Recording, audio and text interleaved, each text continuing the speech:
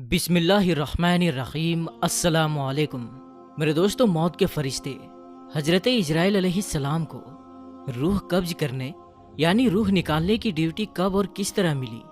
بہت ہی دلچسپ ویڈیو ہے، اس لیے آخر تک ضرور دیکھے گا۔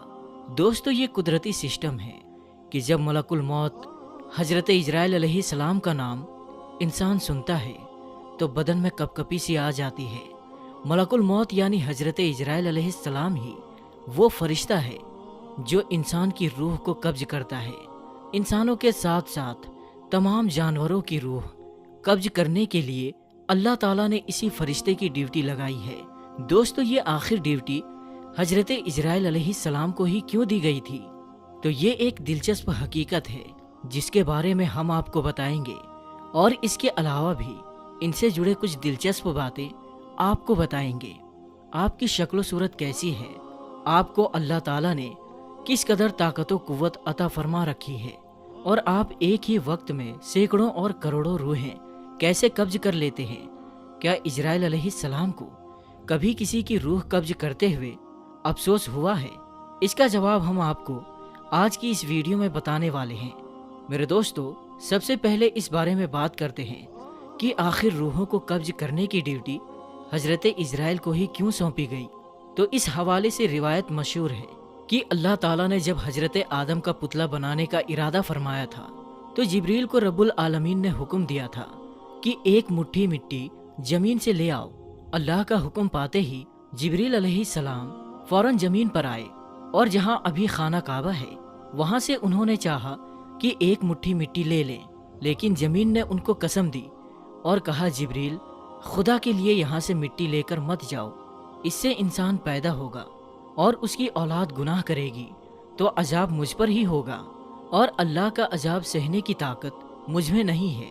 اس بات کو سن کر حضرت جبریل علیہ السلام رک گئے اور مٹی لیے بغیر واپس چلے گئے۔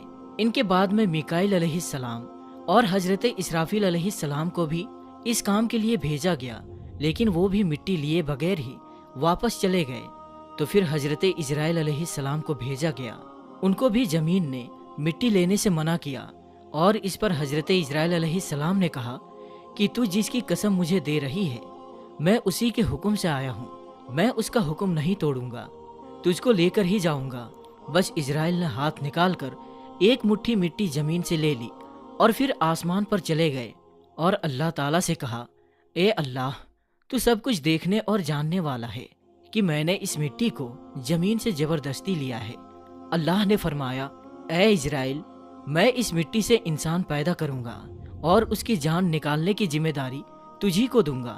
تب اسرائیل علیہ السلام نے کہا، یا رب، تیرے بندے مجھے دشمن سمجھیں گے۔ اللہ تعالیٰ نے فرمایا، اے اسرائیل، تو غم نہ کر، میں تمام مخلوق کا مالک ہوں، میں ہر ایک موت کی کوئی نہ کوئی وجہ پیدا کر دوں گا۔ ہر شخص کی موت کسی نہ کسی بہانے سے ہی ہوگی، اور وہ تجھے دشمن نہ سمجھیں گے۔ میرے دوستو، اسی بارے میں حضرت ابو ہریرہ رضی اللہ تعالی عنہ کی روایت ہے کہ جب اللہ تعالیٰ نے حضرت آدم علیہ السلام کو پیدا فرمانے کا ارادہ کیا تو جبریل کو زمین سے کچھ مٹی لانے کے لیے کہا۔ جب حضرت جبریل زمین سے مٹی لینے گئے تو مٹی نے کہا، تجھے اس ذات کی قسم دیتی ہوں جس نے تجھے میرے پاس بھیجا ہے، تم یہ مٹی لے کر نہ جاؤ۔ اس مٹی سے جو انسان بنے گا وہ جھگڑا فساد کرے گا اور خون بہائے گا، اور اس گناہ کی وجہ سے اس کو جہنم میں ڈالا جائے گا۔ یہ سن کر جبریل اللہ کی بارگاہ میں پہنچے تو اللہ تعالیٰ نے پوچھا کہ مٹی کیوں نہیں لائے؟ تو حضرت جبریل نے جواب دیا، اے اللہ، جب اس نے تیرے نام کی قسم دی تو میں نے اسے چھوڑ دیا۔ تو اللہ تعالیٰ نے حضرت اسرافیل کو بھیجا اور ان کے ساتھ بھی یہی معاملہ ہوا، میکائیل کو بھیجا تو ان کے ساتھ بھی یہی معاملہ ہوا، یہاں تک کہ اسرائیل کو بھیجا تو زمین نے اسرائیل کو بھی یہی جواب دیا۔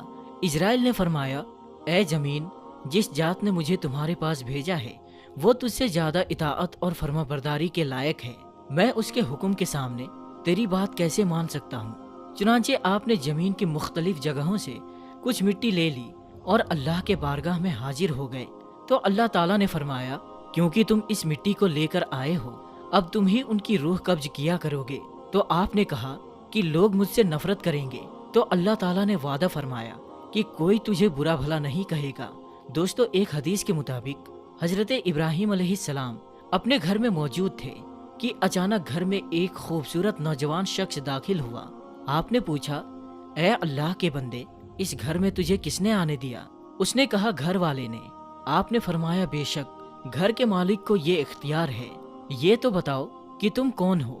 उसने कहा, मैं मलकुल मौत हूँ। फरमाया, मुझे तुम्हारी चंद निशानियां बताई गई है, लेकिन कोई भी निशानी नजर नहीं आ रही। तो मलकुल मौत ने पीठ फेर ली और आपने देखा कि उनके जिस्म पर आंखें ही आंखें नजर आने लगी और जिस्म का हर बाल नुकीले तीर की तरह खड़ा था। हजरत इब्राहिम ने फौरन नाऊज़ु बिल्लाह पढ़ा और कहा कि आप अपनी पहली शक्ल में तशरीफ लाएं। एक दूसरी रिवायत में है कि जब उसने पीठ फेरी तो वो शक्ल नजर आई जिसमें वो बुरे लोगों की रूहों को कब्ज करता है। इब्ने मसूद और इब्ने अब्बास रदी अल्लाह ताला अन्हो की रिवायत में है कि हजरत इब्राहिम अलैहिस्सलाम ने कहा कि आप मुझे वो शक्ल दिखाएं जिस शक्ल में आप काफिरों के पास जाते हैं। उसने कहा कि ये देख पाना आपकी ताकत से बाहर है और फरमाया, आप अपना मुंह मोड़ लीजिए।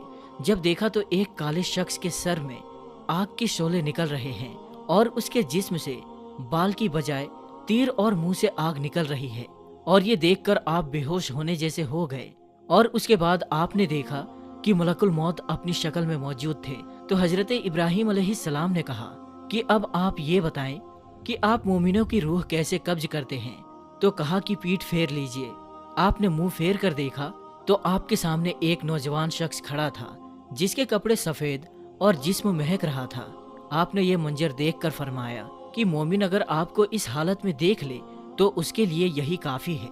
तो पता चला कि हजरत इजराइल अलैहिस्सलाम की शक्ल सूरत मोमिन की रूह कब्ज करने के लिए अलग होती है और मुशरिक और काफिर की रूह कब्ज करने के लिए अलग शक्ल होती है। मेरे दोस्तों, रिवायत में आता है कि अल्लाह ताला ने मलकुल मौत को हुक्म दिया, मेरे महबूब मोहम्मद मुस्तफ़ा सल्लल्लाहु ताला अलैहि वसल्लम की तरफ चले जाओ और बहुत ही खूबसूरत शक्ल में जाना और उनकी रूह कब्ज करने में बहुत ही ज्यादा नरमी से काम लेना। हजरत मलकुल मौत जमीन पर उतरे एक देहाती शख्स की तरह आप दरवाजे पर खड़े हो गए। फिर अर्ज करने लगे, अस्सलामु अलैकुम, मुझे अंदर आने की इजाजत है। हजरत आयशा सिद्दीका रदी अल्लाह ताला अन्हा ने हजरत फातिमा रदी अल्लाह ताला अन्हुमा से कहा, इस आदमी को जवाब दो। हजरत फातिमा ने कहा कि ए अल्लाह के बंदे, अल्लाह हर कदम पर अजर अता फरमाए और रसूलों को अपनी जान का ख्याल है। उन्होंने दोबारा आवाज दी तो हजरत आयशा ने हजरत फातिमा से कहा, इस आदमी को जवाब दो।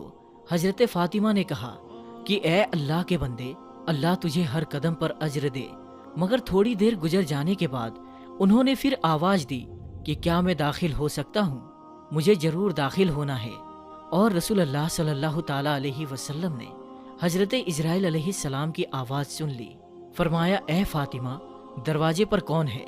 उन्होंने कहा कि ए अल्लाह के रसूल, एक आदमी दरवाजे पर अंदर आने की इजाजत मांग रहा है। हमने उसे 2 मरतबा जवाब दिया तो उसने तीसरी बार आवाज दी जिससे मेरी जान कांपने लगी। रसूलुल्लाह सल्लल्लाहु ताला अलैहि वसल्लम ने फरमाया, ए फातिमा, तू जानती है कि वो दरवाजे पर कौन है?